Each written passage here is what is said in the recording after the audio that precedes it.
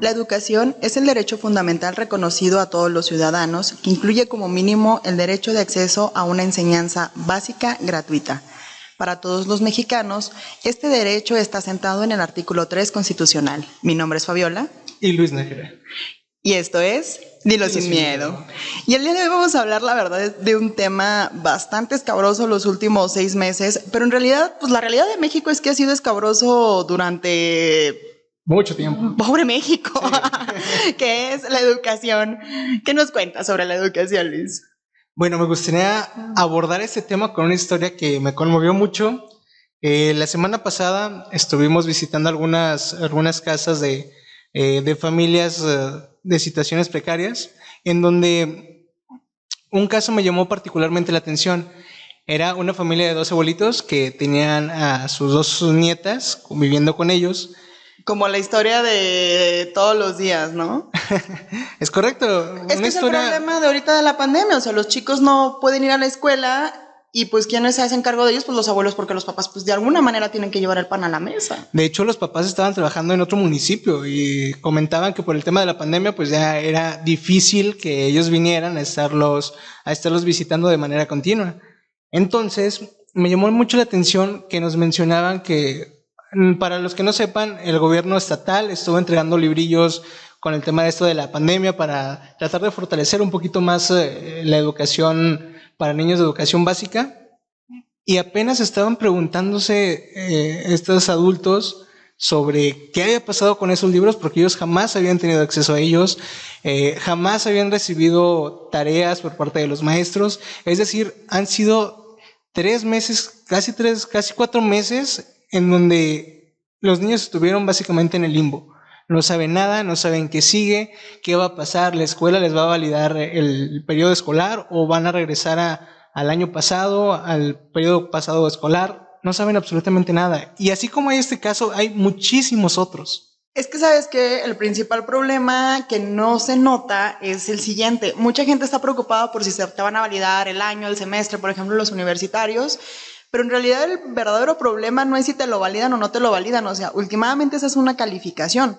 Pero lo que te concede la educación de calidad, el estar en la escuela, pues va mucho más allá de un 10, de un 7, de un 8. Dirían mis papás que yo no salía de los 8 y los 7. y salí bastante cuerda, digo. Pero pues... También, ok. Bueno, aquí lo importante o lo que llama mucho la atención es lo que tú comentas justamente. Independientemente de si pasan el año o no, ¿qué tanto han aprendido?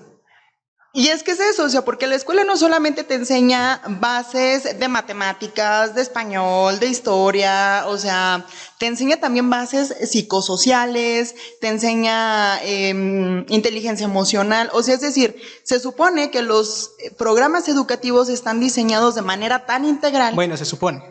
Por eso dije se supone. Claro está, hay que hacer principal énfasis. Sí, yo dije se supone. Claro. Que los programas educativos deben de estar diseñados, o sea, tan integralmente que deberían de desarrollar en el ser humano, o sea, un ser humano inteligente, académicamente hablando, pero también un ser humano que pueda llegar a vivir en sociedad en una vida adulta. De hecho, en los documentos más básicos sobre pedagogía, básicos y viejos, ¿verdad? Antes de que me golpeen por ahí todos nuestros conocidos educadores y maestros, un saludo a todos ellos, educadores, maestros, docentes que tenemos por todos lados y conocidos antes de que nos linchen. Pero en un documento de pedagogía muy, muy básico, pues habla acerca de que la educación, el fin principal de la educación en ese documento que fue escrito más o menos como para 1975, imagínate el tenor social y cultural, la escuela no era otra cosa más que la manera o asegurar que saliera material laboral para las empresas, para las maquilas y para las... O sea, para trabajar, para sostener la vida económica de una ciudad. Te hablaba de un documento viejo, pero actualmente en pleno 2020, y estas son cifras de la encuesta nacional de acceso en los hogares al internet. Ya vas a empezar con tus cifras. No, ay, qué hueva, es que luego la gente, luego la gente empieza a joder con que no traemos datos, con que no son reales, que de dónde sacamos las cosas. Por buena, o sea, la neta dale. Yo no voy a andar discutiendo por eso. Yo por eso doy los datos de dónde saco y qué traigo, ¿no? Pero bueno, el 49% de las personas aquí en la ciudad no cuentan con acceso a internet. O sea, estamos hablando de poquito nada menos de la mitad de la gente. El caso del señor, de esa de la gente que no cuenta con acceso a internet, ¿cuánta gente sabe y cuánta gente no sabe usar internet? Y de ahí vamos al 72%, pero ya en las comunidades rurales que no tienen acceso, o sea, el 72%. Entonces, si estábamos hablando que en un supuesto antes los programas educacionales tenían que tener una situación muy integral para desarrollar a personas útiles a la sociedad, pues ¿qué está pasando ahorita en pleno 2020 con la situación de que ya ni siquiera tenemos escuelas y ahora todo es virtual? Fíjate, es un tema muy interesante y hay que ver como lo que verdaderamente es la educación. O sea, la educación no nada más lo vemos es un proceso infinito, o sea, jamás terminas de aprender. La educación siempre va a estar. En un rollo ñoño, sí. Ok, vámonos por el rollo ñoño. Ok, bueno, sí, vamos a romantizarla. Okay. Vamos a verlo todo esto muy bonito. Ajá. Se supone que la educación comienza desde tu casa. Ahí empiezas a ver los principios. Desde el seno materno. Sí, que tu mami te dice que está bien, que está mal, el motivo. El respeto, bueno. La disciplina. Sí, claro. Sí. Y luego nos vamos un poquito más arriba, que es lo que estamos platicando ahorita en tema de educación básica, en donde pues ya te empiezas a relacionar con tus compañeros, te abres al mundo exterior, vamos. ¿Sí? Ajá. Ahora, en la universidad, ¿qué pasa en la universidad? En la universidad es cuando precisamente pasa lo que tú comentas. Es cuando nos abren la puerta al mundo laboral y es donde tenemos que estar empezando a agarrar callo, a saber hacia qué ramificaciones nos vamos a ir dirigidos. El caso que yo te comentaba de esta persona, de esta familia, o este caso en particular, es en la educación básica. Pero ¿qué pasa con las de educación universitarias? Los de educación de prepa. Imagínate, los que están en último semestre de cualquier universidad, vamos a llamarlo la FECA, los que ya están a punto de egresar, que en este mes le tocaba ya tener su graduación. Tener bandas, íbamos a tener bandas y nos las cancelaron. Y ya no tenemos nada. No, hombre, era lo único que esperaba del año. ¿Cómo van a salir al mundo laboral en esas circunstancias? Ay, mira. A ver, tú estuviste en la FECA. Aquí eres mi muy peculiar punto de vista. O sea, mi muy peculiar punto de vista es: las universidades, sinceramente, no te preparan al mundo laboral. Esa es la realidad de las cosas. O sea, tú estudias una carrera universitaria de 4 años y medio, sales al mundo laboral y no tienes las herramientas básicas para salir al mundo laboral. Entonces estamos hablando que el sistema educativo, desde incluso antes de la pandemia, estaba deficiente. Luis, estamos hablando que antes de la pandemia 4 de 100 personas no sabían leer ni escribir. Eso es lo que estamos hablando. Estamos hablando de que el INEGI apenas pudo hacer un sondeo de que se estaba haciendo algo por el analfabetismo en 45 años. O sea, el primer análisis donde estaban diciendo que estábamos haciendo algo por educación a nivel México salió de 1970 a 2015. O sea, la verdad, la pandemia vino a destrozarnos la vida a muchos, pero la educación ya estaba golpeada. O sea, eso es una realidad. Antes de lo de la pandemia, la educación ya estaba mal. Desde nivel básico, desde nivel medio, desde nivel superior, desde nivel básico, donde puedes preguntarle a cualquier docente, a cualquier maestra, los padres que nos involucran. O sea, un padre que no se involucra en la educación del niño, como que piensa que la escuela es guardería, que en la escuela le van a enseñar todo, hasta en niveles superiores, en donde a mi muy peculiar punto de vista, y lo digo sin miedo, porque yo sé que me van a linchar, siempre me terminan linchando, muchos de los catedráticos que dan clases desconocen el panorama laboral actual que estamos viviendo. Es que es justamente eso, los enseñan a ser maestros, a ser catedráticos. Ajá, o sea, porque te enseñan teorías, tecnicismos, y llegas al mundo laboral y te das en toditita la cara cuando es a la hora de discutir acerca de hasta de cómo manejarte en Hacienda. Y eso cualquier carrera, perdónenme, pero cualquier carrera lo ocupa. Sí, yo creo que ahí es cuando todos los que ya somos egresados de la universidad nos damos ese choque en seco. Lo que le llaman la crisis de los 25 años. Yo la viví un poquito antes. Yo también desde los 22. Espero que no dure tanto tiempo como después de los 25, si no es preocupante. Ahora, te vienen enseñando durante esos 4 años y medio cómo hacer las cosas en la forma bonita. Mira, por ejemplo, yo de mercadotecnia, mira, si generas esa estrategia te va a funcionar así. ¿Por qué? Porque los libros te lo dicen, pero te topas en seco cuando haces lo que genera las estrategias y no funciona. Y se van contra ti y te dicen, oye, es que no sabes qué estás aprendiendo. Topas en seco desde el momento que vas a buscar un cliente, o sea, alguien que te contrate y no sepas negociar lo que el cliente quiere. Es que aquí... Desde ahí topas en seco, desde buscar tu mercado laboral, topas en seco. Es que ese es otro tipo de educación. No es una educación conforme a tu profesión, sino es una educación ya más de ventas, una educación emocional. Que eso, por ejemplo, la educación emocional, estaba platicando con un médico hace poquito y nos mencionaba es que sabes que un médico después de la carrera no está preparado para decirle a un paciente o a una familia de un paciente que falleció. ¿Dónde se tocan esos temas? Dos cosas que yo considero. Todas las carreras ocupan manejo de hacienda, manejos legales y manejos de negociación. Los 3 casos. Y les vamos a quitar el trabajo a los psicólogos, a los contadores. No, señor. Básico de hacienda mínimo para que sepas que debes de generar un RFC, que debes de pagar impuestos y cuáles son las facturas que podrías generar para no pagar tantos impuestos, porque pues ahí puede ser por ahí un caso redituable, ¿no? Consúltelo con su contador. Yo no soy contadora, por cierto. Una clase de negociación me refiero al hecho de que, por ejemplo, tú como mercadólogo vas a venderte a un cliente y si el cliente es necio como la fregada, porque así son las personalidades, te va a decir que él quiere que hagas esto. No, y que quiere, tú recién egresado y te quiere con 10 años de experiencia. Sí. Y eso también es negociar, eso es venderte, es negociar. O sea que la calidad de las personas, tu profesionalismo no lo da el tiempo. O sea, también lo da mucho el valor personal. De hecho, este amigo que, perdónenme, pero me cae un poco mal, John Maxwell, hablaba de que era mejor tener empleados con ética que tener empleados capacitados. Entonces, negociación también es indiscutible. Y en las situaciones legales, yo me pongo también mucho a pensar por ejemplo, en el caso de los médicos, ¿qué sucede cuando tienes a una embarazada que está dando a luz, tiene unas complicaciones y la necesidad, por ejemplo, de quitarle la matriz? Y es necesidad, o sea, porque si no se te puede sangrar la paciente, y son casos que yo he escuchado, retiras la matriz por salvarle la vida a la paciente. Y te reclaman porque le quitaste la matriz. Al reclamar, demandan.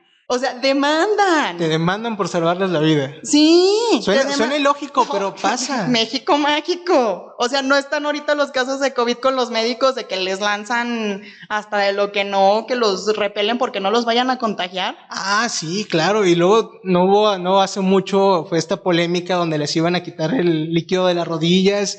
¿Y a cuántos médicos no le hincharon? No, ahorita hay muchos videos que dicen que los termómetros te matan las neuronas. Y yo creí que era broma hasta que lo escuché de 4 personas. O sea, de 4 personas que yo les puse el termómetro para tomarles temperatura. Y se quitaban. Sí, o sea, ya ahorita, pues, legalmente para evitarte ese tipo de problemas, pues ya les mides la temperatura en el brazo. Entonces, o sea, hay materias, por ejemplo, a nivel educación superior, que son muy, muy necesarias, ¿no? Por ejemplo, estas 3 que te digo.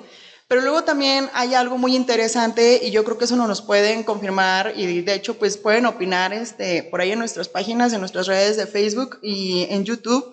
Hay muchos de los educadores que te pueden decir que no es que ellos, porque se esfuerzan. O sea, neta, yo los conozco y se esfuerzan y se desvelan y sufren con cada uno de sus alumnos. Y hacen su material bien bonito y todo. Sí, me consta. Pero luego después, o sea, te enfrentas a un monstruo peor que terminan siendo sindicatos académicos, de impunidad en las escuelas. Entonces llegas y quieres innovar para cambiar a lo que te hizo falta a ti a lo mejor cuando creciste cuando te educaste en cualquier nivel. Y estos grandes pues es como desde el punto de no, o sea, ¿por qué vas a modificar? Y no, ¿por qué me vas a hacer trabajar más a mí?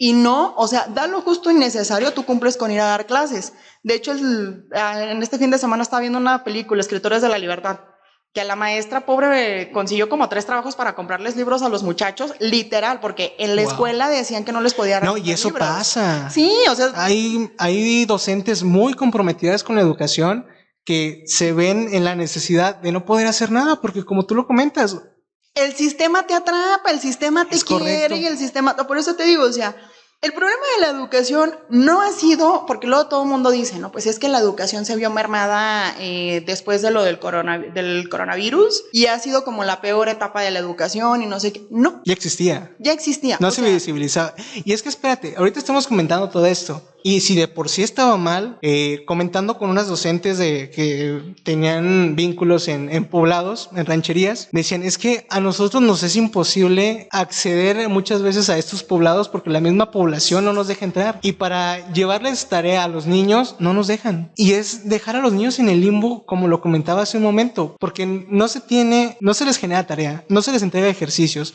Los papás están trabajando y no tienen tiempo suficiente para estarlos cuidando y estarlos motivando, educándolos. Inclusive, como tú lo mencionas en el tema del analfabetismo, ¿cuántos padres no tenemos que ni siquiera saben leer o escribir? Y es que nosotros lo estamos viendo muy en lo local en la ciudad, pero vete a poblados de las periferias y es un tema de pan de cada día. Y antes de la pandemia. Imagínate, o sea, es horrible. Y porque ahorita estamos hablando de que tanto educadores, estudiantes y padres de familia o tutores se han tenido que ver en la necesidad de renovarse y aprender a utilizar nuevas tecnologías. Entonces, que de repente se les iba un poquito las cabritas y salían desnudos ahí en las webcam. digo que cualquiera nos puede pasar, ¿verdad? ¿Alguna experiencia que contar? Oye, no, es que estuvo muy, muy interesante que de repente los maestros que no tenían, como que son de la vieja guardia, que no se metían tanto en el tema digital, empezaban a hacer sus transmisiones en Zoom o en estas plataformas para stream, y de repente salía su esposa con brasier o sacaban sus más íntimas cosas del mundo. Mis papás son maestros. No les pasó eso, ¿verdad? No les pasó eso. Un saludo a tus padres. Un saludo para mis padres. Ojalá no escuchen las cosas que digo. Y entonces nos daba muchísima risa a mi mamá y a mí, ¿no? Porque mi papá estaba así en videoconferencia dando la clase y de repente nos decía, ¡mamá! ¡Vas a ir por el pan! Y mi mamá decía, no, mi mamá y yo gritando, ¿no? Sí, porque aparte de todo, pues todavía soy mantenida, ¿verdad? Que lo sepa el mundo. Y mi papá volteó así con una cara de... Cállense, estoy en clase. Pero, por ejemplo, mucha gente habla de lo dramático también, ¿no? De este 49% que no tiene internet. Y lo del 51% que sí tiene internet fueron los casos de estos maestros. Casos muy admirables de maestros, por ejemplo, que pues se metieron en pilas y órale, ¿no? Aprender a usar el internet, aprender a usar la computadora, cámaras, el sonido. Digo, si yo a veces batallaba con el cañón para aprenderlo y conectarlo a la computadora, pues ahora ya como empezar en este rollo era admirable. De parte de los tutores, el hecho de, oye, empezar a conseguir, es que ¿sabes qué? Inevitablemente esto nos cayó de golpe. No estábamos preparados. Para nada, en ninguna rama. Entonces, desde que la gente que no tuviera computadoras de escritorio o laptops o una tableta, ¿qué pasaba, por ejemplo, con la gente que tenía teléfonos, pues apenas que servían para comunicar, ¿no? De los gama tamagotchis. baja. De gama baja. Se escucha bonito Tamagotchi. Es que, por ejemplo, hay unos teléfonos de sistema Android, pero pues desde de gama muy baja. Sí, entra en Tamagotchi. Ay, cacahuatito. Ándale. Acá se están quejando de que así es mi teléfono, que es el que traigo. Entonces, ¿qué pasaba, por ejemplo? A mí me sorprendió mucho el caso de las de preescolar y los primeros grados de primaria. Que entonces el niño no tenía acceso a teléfonos, o de primaria, no tenía acceso a teléfonos, y entonces las mamás tenían que andar viendo desde tareas, las maestras les saturaban las memorias de fotografías de la tarea, aparte que abres la imagen y no se ve bien. O sea, el reto de los últimos 6 meses, de los últimos 4 meses fue garrafal. Y fue un reto no solo para los docentes, sino para los padres. Para todos. O sea... Y los niños, el ya no salir... ¿Cómo le explicas a un niño que ya no va a poder salir a jugar a la calle con sus amigos? ¿Cómo le explicas a un niño que ahora tiene que hacer tarea en casa cuando... No lo sé tú, pero yo no hacía tareas, no me gustaba hacer tareas. Yo ni ponía atención en clase. Un saludo a todos los maestros que me dieron clase. No son ustedes, tenía trastorno de déficit de atención. La verdad de las cosas es que es súper, súper complicado ahorita. Y más con estos casos que comentamos. Sin embargo, hay un sector aún más todavía vulnerable. Más triste la historia. Sí, si ahorita es triste, ahora imagínate las personas con alguna discapacidad. Esas personas que iban a un camp, lo que conocemos como un camp. ¿Qué pasa? O sea, ya no se reciben esas atención personalizadas para el aprendizaje de los niños. El CAM es el Centro de Adaptación Múltiple. en donde iban niños con casos especiales de, ya sea de retraso psicomotriz. Oye, de por sí a la educación especial le dieron un golpazo el año pasado. No, claro, olvídate. O sea, el año pasado la reforma dijeron, que la hizo reforma que nuestro señor presidente, estuvieron a punto de desaparecer los CAM. O sea, y mandar a las maestras de educación especial como de apoyo. O sea, le dejaron de darle importancia, siendo que el porcentaje de la población con discapacidad en México pues no es alta, pero, o sea, es existente, me parece que no, y es que espérate, chútate esa. O sea, la justificación que dio el gobierno federal para poder quitarla. Con que no me salgas que sea la misma justificación de la CONAPRED, por favor. Esperemos que no. Es que a eso se le llama discriminación, porque no vamos a discriminar. Todas las personas somos iguales, aun y cuando tengamos alguna discapacidad. Que si bien es un poco más complicado tener una persona que tenga discapacidad, el poder llegar a esta educación, sigue siendo, necesita una educación distinta, porque tiene unas formas distintas de aprender. Terminan siendo eufemismos. O sea, la gente termina justificando un lenguaje inclusivo a lo que se vivía antes del bullying y la discriminación, a un eufemismo en donde terminan diciendo para no discriminar a todos los metemos al mismo salón. Y nos economizamos un chorro y lo metemos al Tren Maya. Claro que sí. Nadie habla del Tren Maya, pero te explico un poco mejor el punto. Es decir, en este tenor de decir que nadie somos discriminados y que nadie se sienta mal, retiramos las aulas de educación especial y entonces metemos y las escuelas de tiempo completo. Y las escuelas de tiempo completo y los metemos a todos al mismo lugar para que todos se sientan iguales y tengan el desarrollo integral. Y entonces en ese momento te volteas a ver con la cara de, oye, a ver, sí necesita atención especial. ¿A qué estás jugando, gobierno? O sea, ¿a qué estás jugando, Estado, cuando estás viendo que una persona requiere de educación especial? Entonces, empiezas a retrasar los programas de estudio, la persona se empieza también, es otra manera de sentirse segregado, porque es decir, o sea, si yo estoy viendo que mis compañeros avanzan a un ritmo más alto y yo no, o sea, ¿qué es lo que está pasando? No, y espérate, o sea, hasta para la enseñanza de estos niños es una enseñanza distinta, porque no pueden a ti llegar a enseñarte los múltiplos cuando a lo mejor tienes algún retraso psicomotriz o cuando tienes alguna discapacidad neuronal. A lo mejor ya es un proceso un poco más lento, pero eso no quiere decir que no aprendas. No, y aparte hablaba con una de las maestras de educación especial y le preguntaba que su retícula de carrera que llevaba. Y me decía que llevaba desde anatomía, biología, un poco de psicología, un poco de neurología, un poco de, pues ya lo que es pedagogía, que sí lo llevan las Están docentes. súper preparadas buenísimo. los docentes. O sea, la retícula en educación especial está muy buena, la verdad. La verdad es que un saludo a todos es algo interesante que esté súper desarrollada la retícula y no hay un plan de estudios formal para los niños. Porque volvemos a lo mismo. Se enfrentan a un sistema. Hay algo muy interesante que me llama, ya cuando hablamos de educación en masa, o sea, de educación a nivel país, de los documentos y boletines que se emiten, pues te hablan de que la intención es llegar a la educación al mayor número de personas, o sea, como que eso sería de los objetivos principales de la educación ya del Estado a nivel nacional. Pero luego te preocupa también el tema de, ok, ¿a qué costo llegas a la gente? Es decir, ¿es mejor que toda tu gente ¿Tiene acceso a poquita información o especializarse? Entonces, también fíjate que esos son costos-beneficios muy interesantes. Es decir, eliminas a todo este analfabetismo que existe, el que te acabo de platicar, de 4 de cada 100 o 6 de cada 100 mujeres, o definitivamente te enfocas en los que tienes y les das, ¿qué haces? Esa es una. ¿Tú qué preferirías? Y a ustedes, público. No manches, si quieres que dilo sin miedo, ¿verdad? Todo un país que supiera nada más leer, escribir y hacer sumas y restas, o un 40% de la población que te llegue a universidad. Mira, este es un principio básico de cohesión social, de la unión de los habitantes de una sociedad.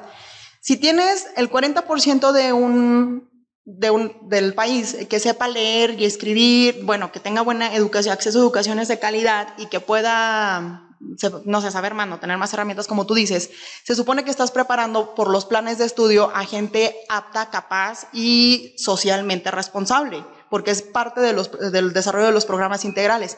Y ese 40% al cabo de 10 años te va a dar que el 60% se ponga a nivel... Se regularice. Se regularice. ¿Qué pasa, por ejemplo, con los centros de educación a adultos mayores? Es decir, generas personas civiles que estudien, que se eduquen a través de planes integrales y esos te dan para mantener al resto de la población.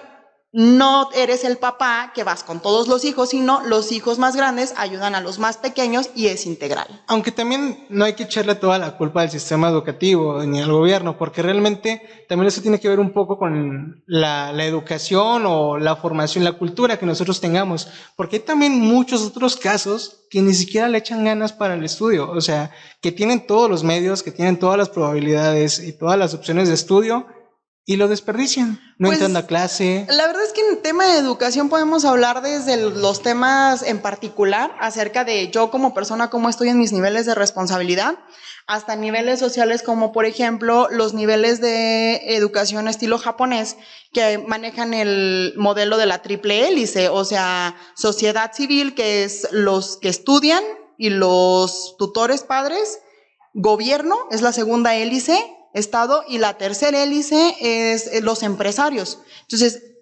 está muy interesante, por ejemplo, esos estilos, esos sistemas, esos esquemas de educación. Te digo, pero educación realmente te da para todo, o sea, desde un tema personal, que por ejemplo los beneficiados o los pocos dichosos que tuvimos acceso a la educación en superior a más, y no la supimos aprovechar, o que a lo mejor yo te platico que mi promedio siempre fue medio y que siempre estuve súper distraída, hasta la gente que no tiene acceso, ¿sí me explico? Sí. Yo creo que esto más que nada, sobre todo en el tema de educación, es un tema de corresponsabilidad, es decir, de todos ayudarnos a todos, tanto yo hacerme responsable de lo que aprovecho o lo de que desaprovecho las cosas que tengo, como en cuánto tanto yo comparto lo que tengo y lo que hago y lo que sé. Entonces, es un tema de corresponsabilidad. No puedes, como tú dices, echarle toda la culpa al gobierno, no puedes echarle toda la culpa a los padres de familia, no puedes echarle la culpa a todos los docentes, porque si hablamos de culpas, son culpas compartidas. Es correcto. Pero ¿por qué hablar de culpas y no hablar de soluciones? O sea, ¿por qué no voltear a la nueva era? Porque, por ejemplo, lo que pasó ya en los últimos 3 meses, ya pasó. Y está pasando y está sucediendo. ¿Y ahora dónde vamos? Y ahora en esta era y en todo este medio digital donde no nos podemos reunir bajo ninguna circunstancia, las personas de nuevo ingreso, los que tienen que presentar el famoso Ceneval, ¿qué van a hacer? Porque mira, no lo sé tú, los exámenes virtuales ahorita es un tema muy controversial, porque así como pueden ser buenos, pueden ser malos. No, porque se supone que entonces el riesgo ya va más hacia la activación del pensamiento. Ya no son preguntas tan simples como qué dice la teoría tal, sino más bien casos de resolución de conflictos, entonces de crisis y conflictos, que a mi punto de vista la verdad es que eso es lo bueno que ha suscitado de este caso. Como se puede generar más el rollo de que abras el libro y copies, pues entonces los maestros se ponen a hacer preguntas más de resolución. Más desarrolladas. Más desarrolladas. Porque antes agarraban el segundo párrafo del texto y tal cual, copiar, pegar, nada más lo ponían signos de interrogación, le ponían fórmula de pregunta y literalmente ahí viene la respuesta. Lo podías googlear y te aparecía. Entonces, eso me gusta de lo que está pasando. La gente se está despertando más a resolución de crisis, a resolución de conflictos, a tener un poco más este rollo del sentido común. O sea, eso está padre. Dentro de lo malo, lo bueno. Sí. Esperemos que ante esta epidemia, pandemia y todos los chubascos helados de la educación que hemos tenido, nos sirva para poder tener un sistema educativo mucho más competente y que nos ayude a todos como mexicanos. Con una sociedad más corresponsable, sobre todo. Pero bueno, pues esto es decirlo sin miedo, ¿no? Claro, y así terminamos este episodio del día de hoy y dilo sin miedo. Siempre. Forever. Hasta la próxima.